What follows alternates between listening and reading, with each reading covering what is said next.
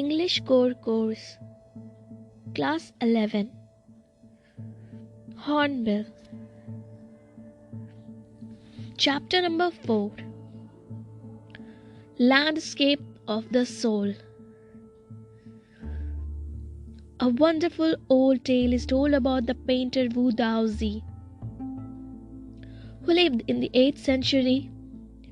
His last painting was a landscape commissioned by the Tang Emperor Xuanzong to decorate a palace wall.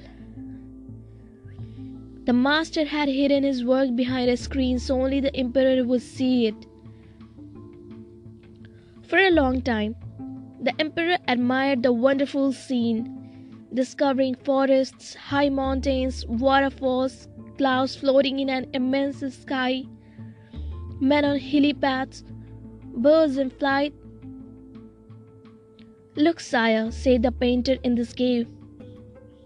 "At the foot of the mountain dwells a spirit." The painter clapped his hands, and the entrance to the cave opened. "The inside is splendid beyond anything words can convey." "Please let me show your majesty the way." The painter entered the cave, but the entrance closed behind him, and before the astonished emperor could move or utter a word, the painting had vanished from the wall. Not a trace of Wu Daozi's brush was left, and the artist was never seen again in this world. Such stories played an important part in China's classical education. The books of Confucius and Zhuangzi are full of them. They help the master to guide his disciple in the right direction. Beyond the anecdote, they are deeply revealing of the spirit in which art was considered. Contrast this story or another famous one about a painter who wouldn't draw the eye of a dragon he had painted for fear it would fly out of the painting, with an old story from my native Flanders that I find most representative of Western painting.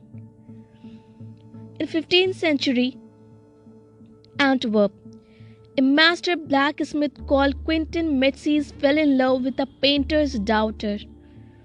The father would not accept a son-in-law in such a profession, so Quentin sneaked into the painter's studio and painted a fly on his latest panel with such delicate realism that the master tried to swat it away before he realized what had happened.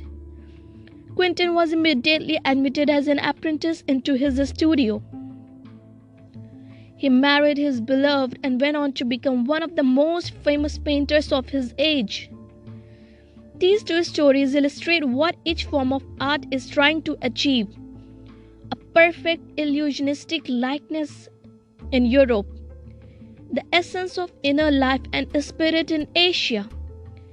In the Chinese story, the emperor commissions a painting and appreciates its outer appearance, but the artist reveals to him the true meaning of his work.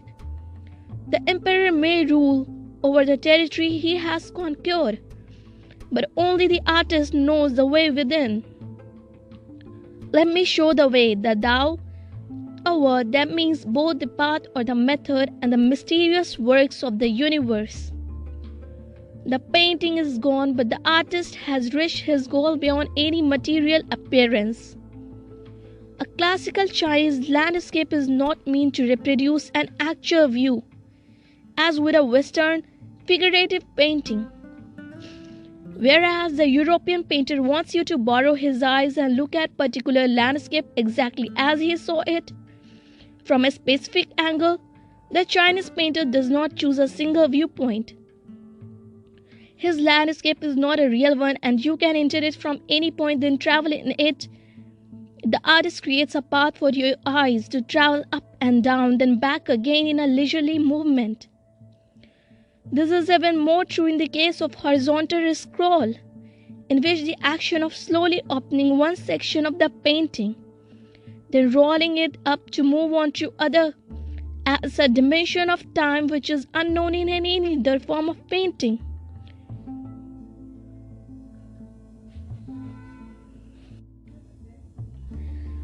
It also requires the active participation of the viewer who decides at what pace he will travel through the painting.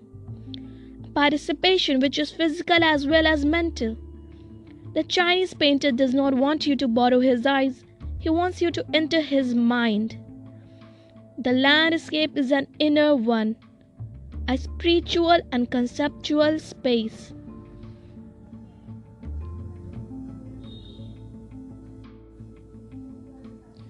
This concept is expressed as shanshui, literally mountain water, which used together represent the word landscape. More than two elements of an image, these represent two complementary poles, reflecting the Taoist view of the universe.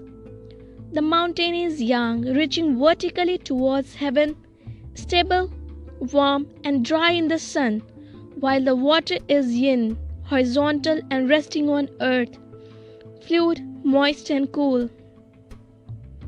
The interaction of the yin, the receptive feminine aspect of universal energy, and its counterpart yang, active and masculine, is of course a fundamental notion of Taoism, which is often overlooked, is an essential third element, the middle void where their interaction takes place.